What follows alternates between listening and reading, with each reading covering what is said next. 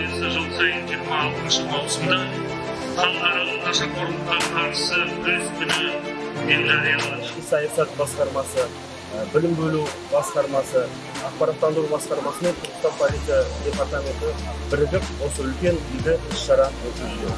Есірткіге қарсы күн аясында облыс әкімшілігінің қолдауымен Түркістан облыстық полиция департаментінің іске жүзеге асыру жоспарына байланысты жұмыстар ауқымында осындай үгіт насихат іс-шаралары жүргізілуде. Оған біз осы бүгін бүкіл облысымыздың жастарын жұмылдырып, осындай үгіт насихат іс-шарасын ұйымдастырудамыз. Бұл үгіт насихаттың басты мақсаты есірткіге жол бермеу. Қазіргі таңда облыс аумағында 364 тұлға, олардың ішінде жасөспірімдер мен әйел азаматтары жоқ. Алайда осы тізімді азайту мақсатында Түркістан полиция департаментімен нақты іс-шаралар жүргізілуде.